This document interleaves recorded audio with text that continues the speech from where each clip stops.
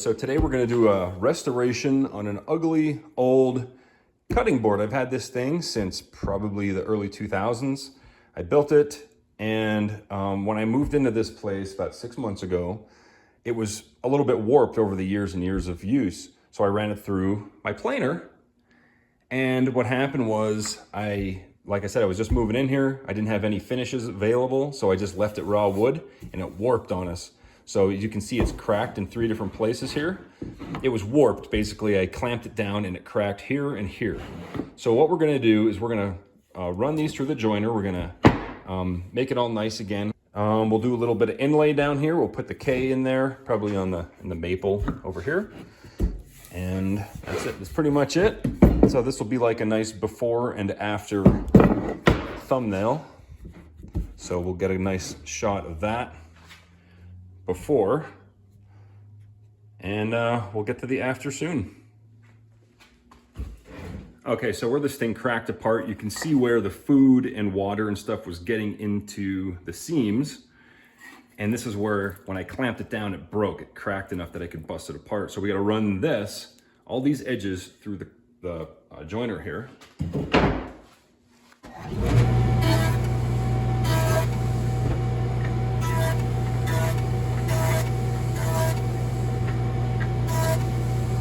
All right, so we have 2 glue joints here for this. And then what we're gonna do is we're gonna add one side. We're gonna make it a little bit wider with a piece of walnut. And so I didn't have any walnut that was thick enough unless I, ripped down a guitar neck or something like that I didn't wanna do. So I just found some scrap and I doubled it up, and we're just gonna glue that together. I joined it and glued it. So we just gotta wait for this stuff to dry. So this piece here is actually gonna get attached to like this face right here. So just gotta wait for the glue to dry. All right, the glue is dry, and we have a nice hump in the middle. Kind of like comes up to a peak right here. So obviously we have to make it flat before we can do anything else. That includes inlay. Okay, we got the cutting board out of clamps. We glued this piece on. We took it over to the radial arm saw. We cut off that edge. We cut off this edge. We ran it through the planer. Now we have a nice flat surface. However, I forgot to fill or repair this crack. And I'm sure that there's more cracks that are just impossible to see. So what we're gonna do in order to repair those without doing any, ripping the thing apart, I'm just gonna take some CA glue, the super glue, and that's gonna wick down into any possible cracks. We'll just go along the entire thing, and then we'll run it through the sander one final time. And that'll just kind of ensure that there's no hairline cracks that are gonna just get bigger. So now we have everything super glued and everything's dry. Now, instead of running it through the sander right now and finishing it up, what we're gonna actually do is we're gonna do the inlay right now, because we have to sand it after we do the inlay anyway. So this will just cut back one step. So we're gonna do a little K right there. And so what I'm gonna use here, this is a little miniature router base. And inside we have a little spiral bit. It's designed so that all the dust goes upwards. So it's not gonna get plugged up with dust. All we have to do now is get that thing to be about a 1/16, 3/32 of an inch, sticking out the bottom there. We'll tighten this up. All right, that thing is now tight. We can start routing, but first we have to get our logo in there. So let's see what I got. I got little pieces of ebony and stuff laying around. It's about 1/8 of an inch thick. We're gonna go ahead and trace out a K logo. We'll cut it out with the jeweler saw. We will Dremel a channel exactly that size, and it'll fit in like a puzzle piece, hopefully. All right, there's our little logo. We'll go ahead and we're just gonna lay it on top of there so where it fits. And then we're gonna trace very carefully all the way around using either a razor blade or a really sharp pencil. this thing here. That should work. All right, that's what it looks like roughly traced out using a pencil. All right, and now we get to cut this out using a jeweler saw. All right, so we're getting making a little bit of progress on this piece of ebony with the K.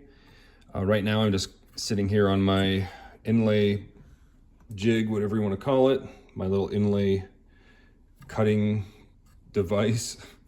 And here I have a jeweler saw. You can see that the blade is super thin and it cuts on the downstroke.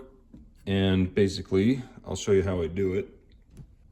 This is why I want somebody else to do it for me, because it takes me so long to do this.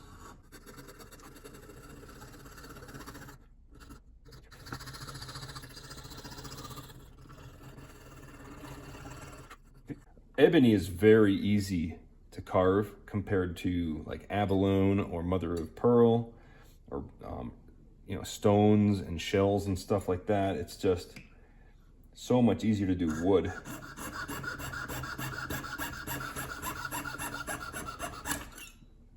And that's usually what happens. That's why it takes so long. Because one of the pieces will break off and then I have to start over from the beginning. All right, that process is never easy and never goes right the first time. So now we have the piece. Now we lay it on the cutting board, we trace it, and then we Dremel it out. All right, there we go. I have it traced onto the cutting board. Now, the thing is, I had to run this through the sander anyway because all the super glue was not allowing the pencil to transfer onto the wood. So I went ahead and sanded both sides. So now we get to route that out using our little router. And we have to go about 30 seconds deep.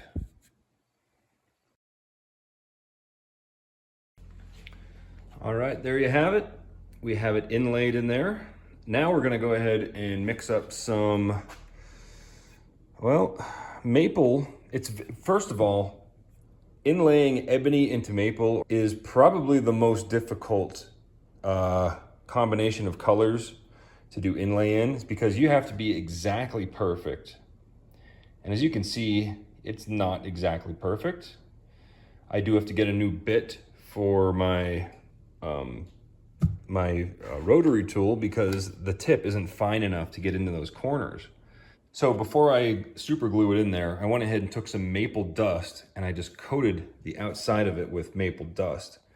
So that way when I hit it with the glue, all that maple dust will solidify and it'll leave that K there behind. Now, when you use CA glue on maple, it turns darker, so it's not gonna match perfectly. I mean, ideally it would look like that from a distance, but unfortunately, when we look at it up close after it's done, it's not going to be perfect. Another thing we can do instead of using CA glue is we can mix up some epoxy and mix the maple dust with that and then clamp it overnight and then sand it tomorrow. That's probably the better choice. So that's what we're going to do. We're going to go ahead and take this out and we're going to save that maple dust and we're going to mix up some epoxy with that maple dust and then set this in here, put something flat on it, clamp it overnight, and then we'll sand it flat and see what it looks like.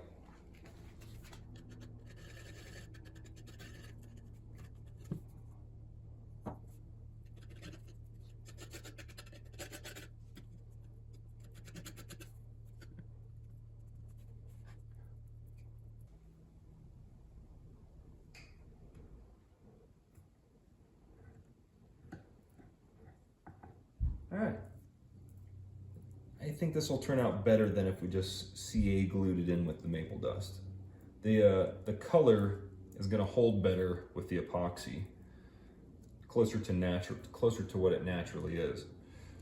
So now I have a little bit of epoxy left over. I'm just going to rub it into these crevices really good. Make sure I get it all the way down along the sides. Otherwise we'll have to do it again tomorrow. And then we let it dry. You should put pressure on epoxy when clamping it. So I'll probably put something there, wax paper, and just clamp it. Now I have some extra epoxy. I'm gonna go ahead and look around for holes in my shop, like my workbench, and just patch them up. All right, it's the next morning. We didn't clamp it very hard because I didn't want to crack the very thin ebony there, but it should be okay. I want to see how this turns out. So now we have epoxy, maple dust, inlaid with the ebony there. So now we can run it through the sander and we'll see how it turned out.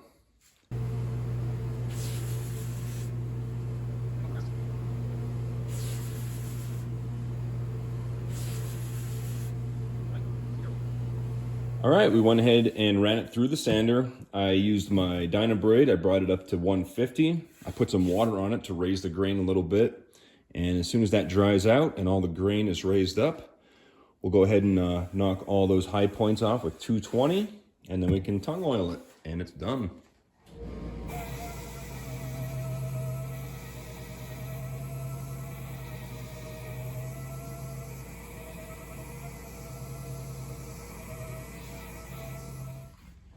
All right, so we have it finished sanded out to 220. We blew all the dust off of it. Now we're gonna put some tongue oil on it.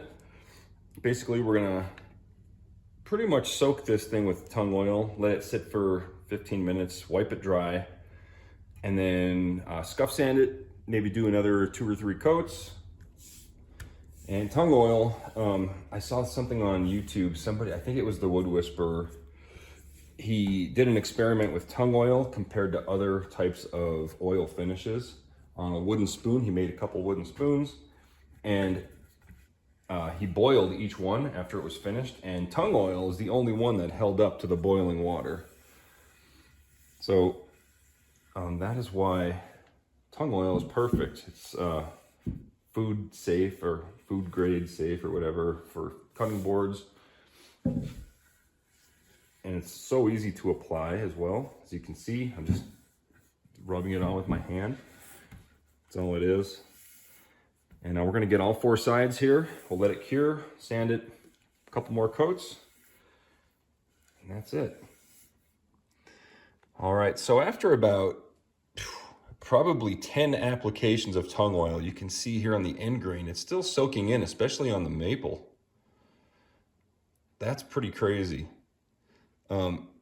I don't think I have to keep going until it's completely soaked in, because it's gonna harden regardless. But like, watch, if I take my finger and run it over, it looks like the walnut is completely saturated, but the maple, it just soaks it right in. It's pretty cool. Yeah, here on the end, completely soaked in. That's nuts.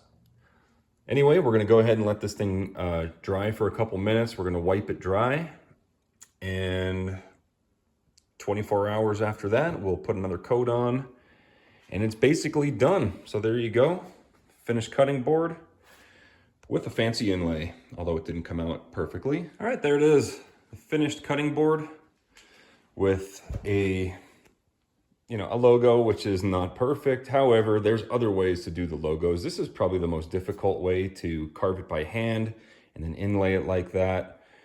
A lot of people use branding irons.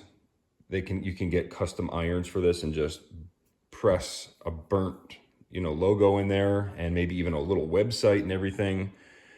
Which is probably the way I would, if I continue doing this, that's probably the way I'd go forward. I'd probably actually do the Klesh logo with, kleshgold.com on it, probably underneath. And it would be a lot faster. I mean, this thing here took a couple hours, and it's not perfect, right? So what's the use of doing that if I can get a better result in a less amount of time, right? So anyway, there it is.